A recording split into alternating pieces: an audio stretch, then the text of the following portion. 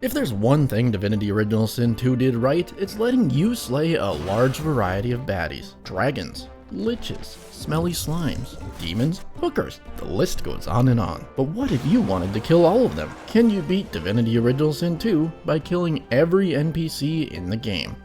Meet Blizzard, a name synonymous with killing things I once loved. This dwarven skeleton story begins aboard the patented Larian Kidnapped You tutorial ship, where it's time to showcase what I mean by killing every NPC. See this sheep? Turn to mutton. Sleepy guard? Never waking up. Caged man? In death, he is set free. That's the goal. Travel to every single location one by one and meticulously delete all living NPCs to see if the game has failsafes in place which let you still complete it. You thought I'm the prisoner on this boat? No, it's the guards who are trapped in hell with me. After eviscerating Magister Merrill here, it's time to fail the challenge. That was fast. Kids cannot die, likely because of Germany's laws which do not allow for the massacring of children in video games. But you didn't click here to watch kids die, did you? What's wrong with you? So as the answer to the title is no, instead let's keep track of how many times the devs block the metaphorical cock that is murder. Adults on board are isolated and eliminated, successfully traumatizing Polly here in the process. No German laws against that. In the next room we meet Wendigo. Sharing a similar goal to that of my own, she incinerates the nearby magisters along with half the ship, temporarily escaping my wrath. You can't kill her yet, but rest assured I will track her down. Upstairs, more guards take their last breaths, and I used proxy barrel tactics to clip through the door clearly marked safe to enter. Inside, several deadly death fog barrels are acquired. To pull that move off yourself, just rebind the secondary interact key in the hotkeys, then you can fling objects anywhere you drag the mouse to, and then clip through doors with ease. On the starboard side of the vessel, void-woken slugs black out, magisters burn by tentacle hand, and back downstairs the rest of these bugs join their friends in eternal slumber. In a sudden scripted attack, a kraken sinks the ship, and for the 22nd video in a row I wake up on the beach to begin Act 1. Sir Laura is blessed to be our first victim, a unique death experienced. And now despite already killing all these companions once, Larian respawned all of them to prevent idiot players from fucking up the game before it even began. Helpful, because the Red Prince here is needed in the party for a later purpose, and a current one, as the next target on our list is likely one you have never seen. By using a companion, we can execute an item rogue port, basically speedrunner jargon for bull rush charging a vase right as it's super flung into the ocean, teleporting me to said vase and Billy. Why a dude named Billy is just chilling in the ocean is a mystery to all, but his death should at least let you know I am dedicated to the cause. Thank you Shiki for teaching me that. Back on dry land, a zombie's dug up, as undead ain't quite dead enough for my tastes. Then after adopting a buckethead disguise, I snuck by future victims to enter Fort Joy. As unfortunate as it is, some quests do need to be completed to experience additional encounters, though thankfully not many. We'll start with Griff, the camp's Walter White. His skooma has been stolen, and you need to expose the scumbag who did it. It wasn't Spiel, she's just in the way. The actual culprit is Stingtail, a filthy blue-scaled lizard. I finagled the evidence right from his pockets before ratting him out to the cook. In response, he spawns Silent the Assassin out of thin air to punish said poor lizard for its transgressions. In this economy, no one's taking my gerb. He's saved, only to be put down by my skeletal hand. With the first mandatory Act 1 quest out of the way, we get back to the fun. Margot's mashed. Mole's cooked. Magical crab nearly got us, but in the end got. Editor Proxy suffered many hours, fitting all 45 of the Fort Joy above ground residents' final moments into one coherent shot, which wasn't at all watchable. So here it is again in 5.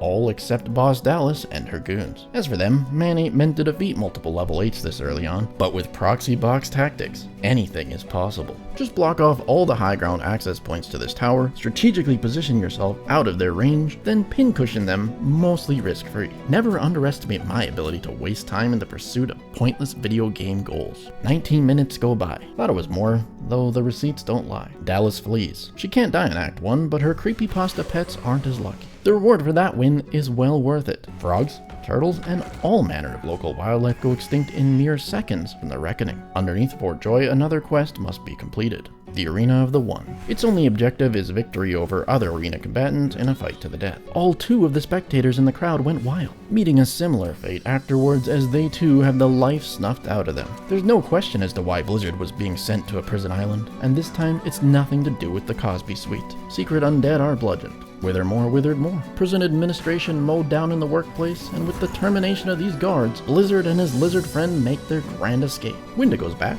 the woman who lit up the ship earlier. She lost in a game of Will It Crush Warhammer Edition. Further into the swamp, a dozen or so insects perish from the oh-so-satisfying DOS 2 corpse explosion. Get it together, bursting sinew. And it's now we arrive at our second canonically doomed settlement. The inhabitants are momentarily safe, but only because they offer another quest which spawns in a later victim. Until then, not far from Amadia's sanctuary, we come across a secret cave full of evil goons, or rather one evil goon, Trompdoi. He's one of the more interesting characters in our mission, as not only do you need to kill him once or twice, but 14 times in a row. He's been cursed to never truly die until you smash his soul jar found at the end of his secret goon cave. Unlike most individuals, Trompdoi begs for that particular outcome. We cut our way through a maze of fire to reach Bracchus' tower. Inside, I put an end to a 3-century-long poker game. Execution is the ultimate winning hand. We'll be back here later, but for now, let's beat up crucifix torture victims who can't even defend themselves. One after that war crime by bleeding out a blind dude, then topped it all off by tossing a Molotov cocktail at an orphaned bear cub. Felt that last one was a tad excessive, so to earn a bit of karma back, I joined in the slaughter of the villain's cornering good guy Gareth. By saving Gareth, the Seekers are excited their leader is alive. Progressing the story, spawning in the spy Magister Ames. Poor guy slipped and broke his hip.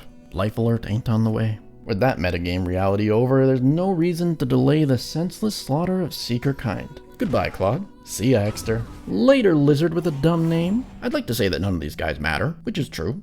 They're literally NPCs. But Gareth here does influence the story slightly, depending on if he lives or dies in Act 1. I'll cover the specifics when we get there, but be aware him dying now changes who appears later. Mainly just bosses remain now. A tentacle slap to a dragon iced it. The witch is stabbed in an unprovoked attack. An avoid-woken monstrosity wasted thereafter. Looking at this statue then warps Blizz up to the god of the undead, Armadia. The real question is, can you kill a god? Of course not. What a fool you are.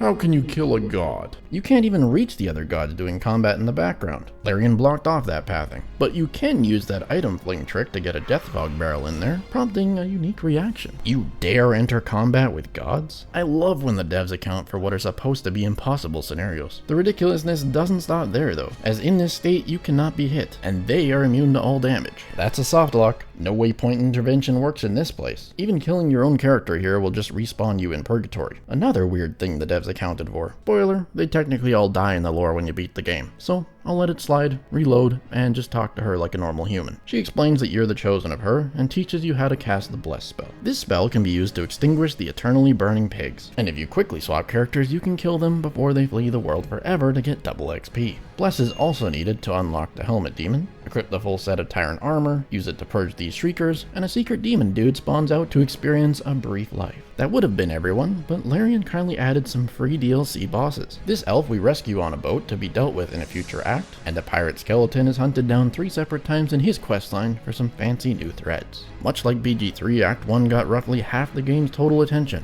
and thus has tons of missable secrets. Like this next one, if you wait until level 9 to go to Bracchus' tower to complete the Thirsty Well quest, you are guaranteed a level 9 legendary ring or belt reward. These items are way better than all other Act 1 gear, and a large majority of Act 2's. You can also Mask of the Shapeshifter into 5 races per character to complete this quest up to 30 additional times for more OP loot. And with that, our handsome young male antagonist Alexander awaits. We're certainly over-leveled for this chump, so as a result, Alex barely lasts a few pumps. Funny enough, it was one of his allies who landed the fatal blow, yet still blamed us afterwards. Murderous! Insert bike meme. The void-woken worm perishes, as worms so often do, and Malady shows up on a rowboat to offer a way off the island. She's an immortal half-demon, so she can never die. Or can she? Yeah, she can. But to see that neat interaction, you gotta watch till the end. For now, we join her on a trip to Grand Theft Auto Dallas's warship. The entire island has been purged of all life, yet somehow the vessel has new survivors. Had new survivors. Also, Alexander's back from the dead. Won't be the last time either. Necromancer Tarquin, the one dude who canonically makes sense to be on the boat, gets butchered up in his bedroom. Guess he won't be making it to Baldur's Gate like the lore says he would. With the ship successfully stolen, Dallas the Dragon Lady tracks us down to get it back using magic, probably. This encounter is the only timed encounter in the entire game. Dallas and the cloaked figure accompanying her are unkillable until much later. but her 7 high-level allies must be slain within just 3 turns for the already failed challenge to remain less failed. One of our 3 Deathfog barrels will be used, as it's a rather tricky task to slay everyone quickly enough even with my characters being so powerful. With actions to spare, the last Watcher is executed, ending the time trial, completing Act 1.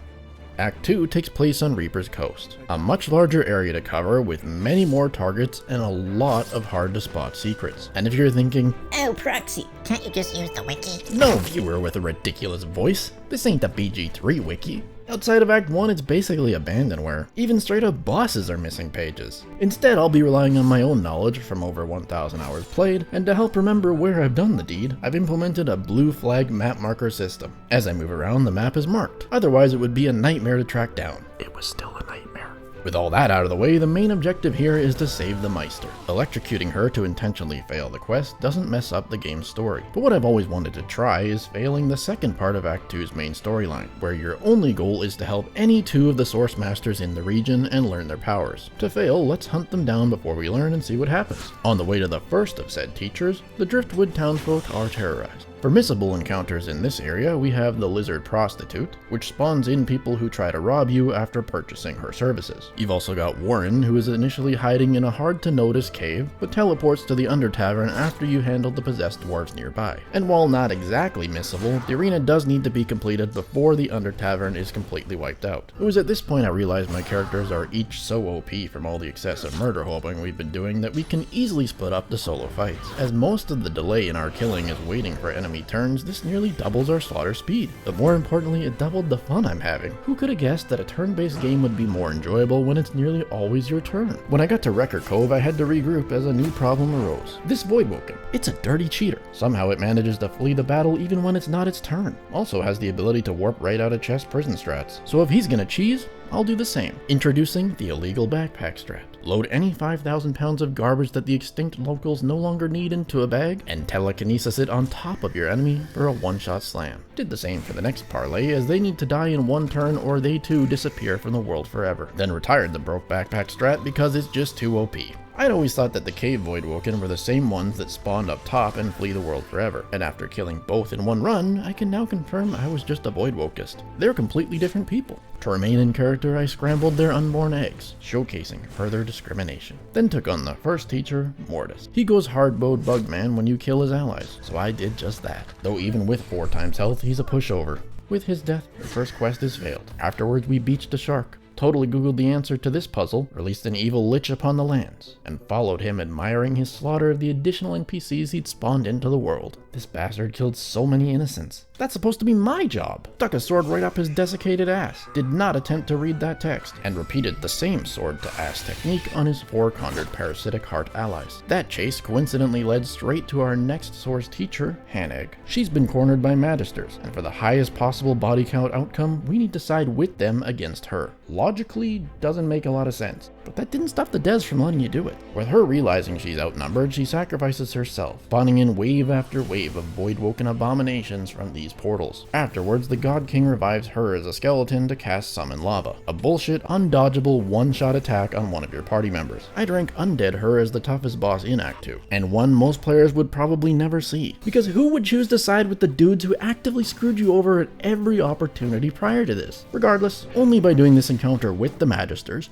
not destroying any portals, and not killing Haneg before all the portals naturally time out, will you encounter Albuquerque the Flayer. That's how I decided to read that English abomination. 3 results on Google, by the way. He drops absolutely nothing of note, but because you need to intentionally play poorly to encounter him, it's certainly a contender for the least killed NPC in the game. Continuing our quest of slaying local teachers, in the graveyard we enter Riker's home, kill his pet spider, then bury the basement dweller in no spectacular fashion. On the way to Paradise Downs, Shadow Assassins ambush us, one of the 2 Red Prince exclusive encounters. Just up the road, another unique encounter is with Gareth's parents, Lynn and Conway Price. They task us with exterminating the Voidwoken roaches infesting their home. Always found it interesting if you came here directly with Gareth still alive, his parents would be dead. You can change that outcome depending on what you do with Gareth earlier, but the main takeaway is we kill Voidwoken in this reality instead of Magisters, and you cannot do both in the same playthrough. Now, further into Paradise Downs, Source Master Elmira the Succubus is found.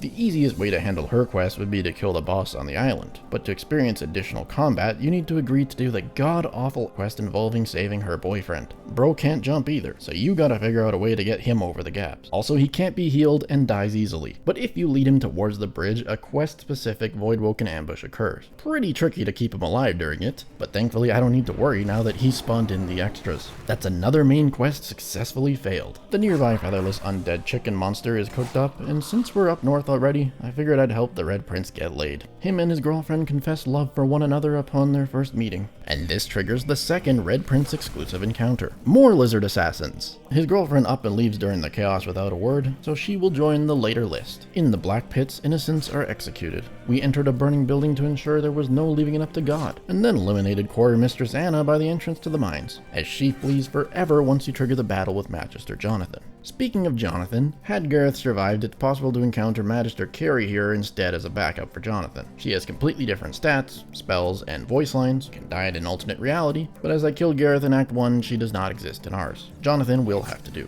He dies during the most Divinity-esque battle of all time. Everyone's got PTSD from this one. Afterwards, cave puzzles are solved, Skelegirl is slain, Magister Vor joins his comrades in the Hall of Echoes, Paladin Undead ambush prevented, and both bridge trolls terminated. Dana, the free DLC Spore Girl we let go in Act 1, is no longer required, nor is this little evil chicken or this bigger evil chicken. The Blue Flag track system is certainly reaching its limits, and soon too will Source Master Jahan. He's level 20, and will easily wombo combo Blizz and Liz, so for him I talked to Alice the Witch for 4 minutes while nether swapping her over to act as our party's tank. She did the job without complaints, buying us several rounds of combat so we could eat through his dummy thick armor. The caged up demons nearby were caught in the crossfire, and this secures yet another failed quest. That leaves only one teacher, the Advocate. Speaking with him and asking who leads the game's evil faction will prompt a sudden Voidwoken attack on his camp, and afterwards, I choose to complete his quest, as it's the only Source Master quest which spawns in more enemies during the game's final act. Also, the quest is just talking, and yapping is my only life skill. Bro even deletes an innocent prisoner during said yap. When the conversation concludes, I immediately betray him, cause that's the goal. As he dies, this means all Source Masters have been met, and it's impossible to finish the main story requirement of completing 2 total lessons. Malady sends a War Owl messenger, the first apparent immortal creature of Act 2. The message reads, "Vengeance now." Heading there, she's rightfully pissed off that we royally fucked up the only actual task we were given. I mean, just listen to the sound she's making.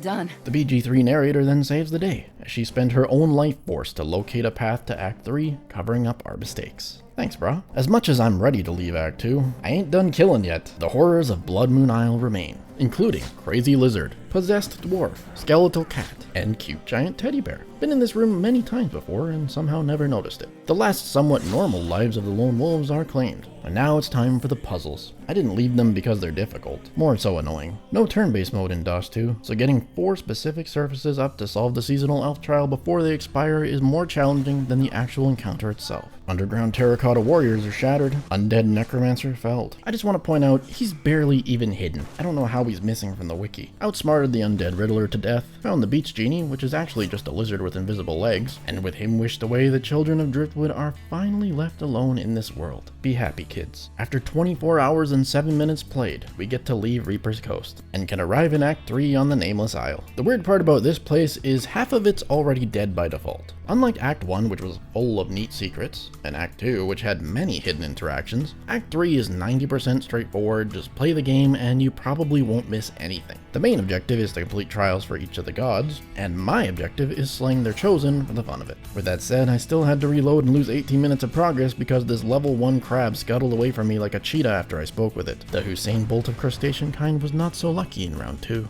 Dwarven statues were meticulously shattered, Blackring soldiers sliced open, Streakers purged, Smokey the Bear can't prevent this forest fire, Tony the Tiger skipped leg day, Alexander's back from the dead again, so this time he's decapitated to prevent further resurrections. For the missing 10% from that earlier statistic, his head is used to unlock the secret cavern door. Inside, the Sallow Man is introduced. He offers a chance to betray your allies and join the evil faction here, but I still want the prince at my side so I can emotionally devastate him later on. Instead, the silly Sallow Man is slain, then resurrected by his god because everyone gets to do that now, and slapped down again. Don't forget Wendigo while you're here because she's back too. In the Black Ring encampment, I noticed this battering ram. Unfortunately, it isn't usable, though the ballista on the other hand proved particularly deadly to these unwilling test subjects. Sorry, my lizard bros. I'd never not use dialogue to defeat the water portal lady. Got to learn she summons cute little water guys to attack you. Then tackled the Orc Temple and Impish Pocket Realm zones, both of which don't have a single living NPC inside despite being massive dungeons. Sure, there's a couple ghosts, but they're already dead. Pretty much the only non-main story quest on this whole island is given by the Shadow Prince. He asks you to destroy the Elven World Tree. We slew the elves to plant the bomb, but unfortunately do not get to complete the quest because then his guards disappear forever. Instead, the Shadow Princes turn to worm food like everyone else. And with that, we're ready to enter the Academy. The last boss of the arena questline is here, so if you ever wondered why there's a phase conductor spot on the floor of this room, it's because during the encounter, you can activate it using a capacitor, then rotate the mirrors in the room to redirect an energy beam into the boss, permanently stunning it, making the encounter a complete joke. The bot even has a unique voice line when it's done. Automatons!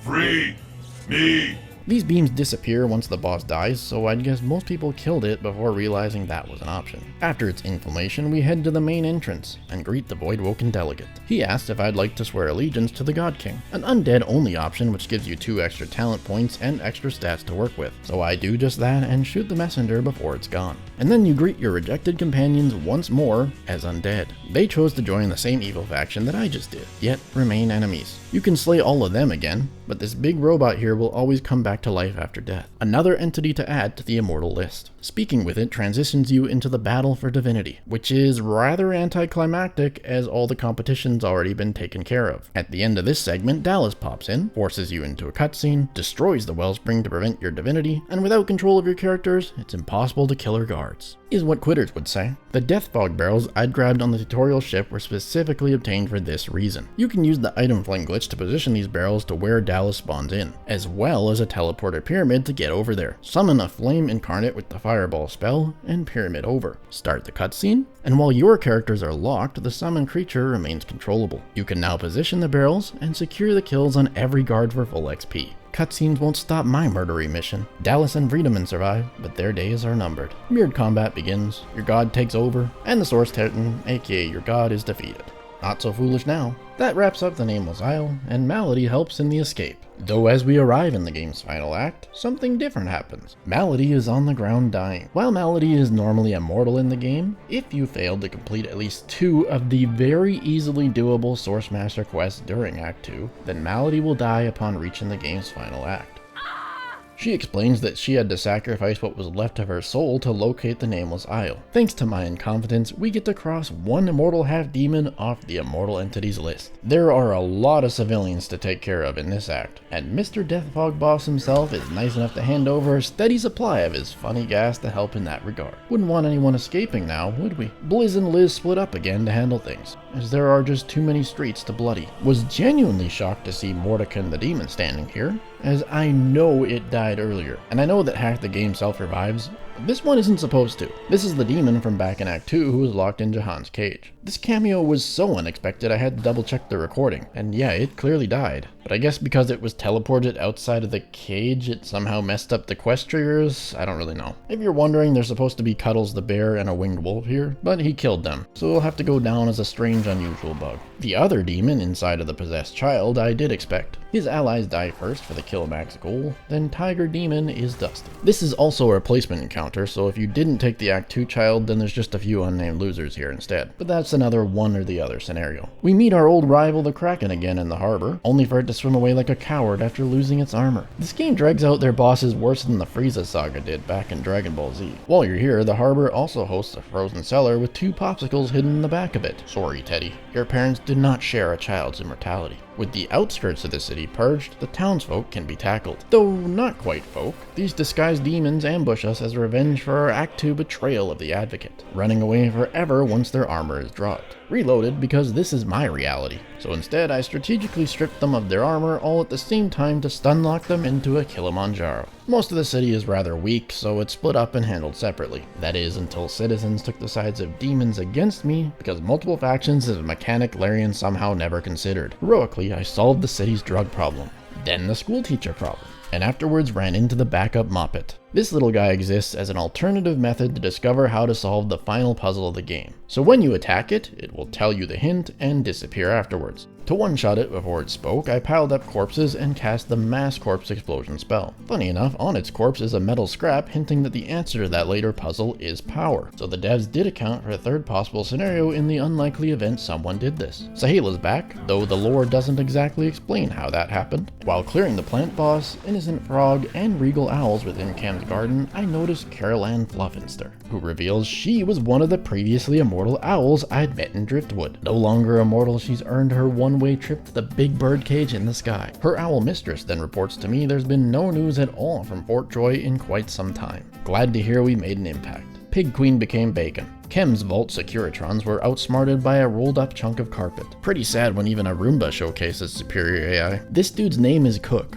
Just Cook. That's pretty lazy. Like, not even a surname? All the waiting for random civilians to wander into range of my blades gave plenty of time to observe these minute details. Like how badass my own drift looks. At one point I got so distracted I didn't even realize I'd wandered into a boss fight with Chem. Warfare stacking lone wolf builds are just too OP to worry. And after killing him, the doctor sends a messenger to invite you to his home. For a second time I killed the messenger, not wanting to risk him running away. Totally bugging out that quest, and deny entry to the doctor's mansion forever. Should you also pull that idiot maneuver, you can item fling a teleporter pyramid in using the second interact key, and gain access to an area you're not supposed to. The doctor is likely the hardest boss in the game, yet somehow has lower total HP than Blizzard here on the hardest difficulty. Still a very enjoyable boss fight though. Then in the prison basement, Wendigo dies for a third time. The secret Magister basement geists are critically blasted, and I finally felt brave enough to tackle the Devourer DLC dragon boss. Unlike most fights in DOS 2, this one has mechanics. You gotta break your allies out of bone prisons, he summons additional adds, and has immunity to stun while he stomps your ass into the spiritual pavement. It's the one boss I had never fought until this run, and it was very enjoyable. One cool thing I learned is you can farm his summoned lizards for unlimited XP, which is rather insane for a game without any level cap. In the sewers I got kidnapped, killed my own kidnapper, dethroned the Queen of Dwarves who lives in the sewers like a degenerate, took a break to admire a scantily clad skeleton, then flooded the entire city with death fog, using the Dwarven gas device. Such an act would normally kill everyone in Arcs, but I'd already done it manually out of fear that somebody might escape and disappear off screen. Likely would have saved several hours, but not worth the risk. All these sewer quests had unlocked the secrets of Chem's vault. Inside the vault, Lord Ahu is slain, the posted guards who materialized out of thin air too, and spent 5 minutes searching for the amulet you need to beat the game within my mess of items. I miss Baldur's Gate's search function. But before we can do that final showdown, there is one last quest I have been dreading. The Red Prince's Dream. Together we enter Lizard Dreamland, locating Wendigo, Alexander, and Malady again. Yeah, they're fake dream copies, but holy crap, Larian, how many times are you gonna reuse the same characters? They anyways stun-locked me to the point that I didn't get to play for 6 minutes. I died. Wasn't game over, as I forgot by siding with the God King you auto-revive up to twice per playthrough. Went back in afterwards to clip-clop-clap those clones. At the end of this dream realm lies Sada, the Red Prince's dream woman, and his unborn dragon child. This part sucks. I have to betray my ally who helped me conquer the world. Traitor! After all this time, you would stab me in the back. I'm sorry, Big Red. First the egg, then his lover, his allies too, and finally my best friend in the world. Goodbye, my sweet prince. The lesson for you all: never trust Blizzard again, no matter what is promised. A final RP walk/confirmation that all work has been completed in the city commenced. As required, I walked the path of blood. Karen showed up to betray me, failed, and the drain pipe puzzle commences. Just kidding. If you're still allied with the evil faction at this point, you get to skip the worst puzzle in the game by casting Curse on the altar. Then just jump on inside and move the surfaces. Being the bad guy pays off. Afterwards, the Muppet spelling puzzle begins. As far as I can tell, these Muppets never stop spawning. Many people online wrote if you use Source Strain on them, it ends the encounter, though I had no such luck. I did this fight for so long that I learned they can polymorph you into a cow. Never saw that move before. Eventually decided, yeah, well, I don't think you can kill them all. At least not on this difficulty setting. And so began the levers to spell out the word power. Anyways, moving on to the final showdown. You can dialogue skip phase 1 to start with a Kraken, several summon clones of bosses you already killed, and Brachus Rex as target. Doing so causes Dallas, Lucian, and the random Magisters to be on your side. Although technically as soon as Brachus dies the fight ends and the game is complete. No one else matters. But I wanted to ensure everyone dies, including the Kraken, as it's escaped my wrath multiple times prior. A bit challenging as it's out of range of my mostly melee build. Also tricky because in the first 3 attempts Brachus died without me ever hitting him. Eventually on one attempt the Kraken moved to a location that was within range of my attacks to be down, only for it to respawn. Turns out that the Kraken cannot be permanently killed. nor can Dallas or Lucian, who sit unconscious in the fight at 0 HP. Always felt like this fight was a gong show, and this playthrough is not changing my opinion. So in a complete failure, I slew Brachus Rex once and for all, rolled the credits, and entered the epilogue to find the final slayable entity, this baby chicken. I may have completed DOS 2, but did not kill everything, due to the immortal entities of kids, an owl, a robot, Dallas, Lucian, and a respawning Kraken. But if you still enjoyed the video, drop a like, and check out this other DOS 2 video where I attempted to beat the game without killing anything. As always, thank you to my channel member for supporting what I do, and until next time, Proxy out.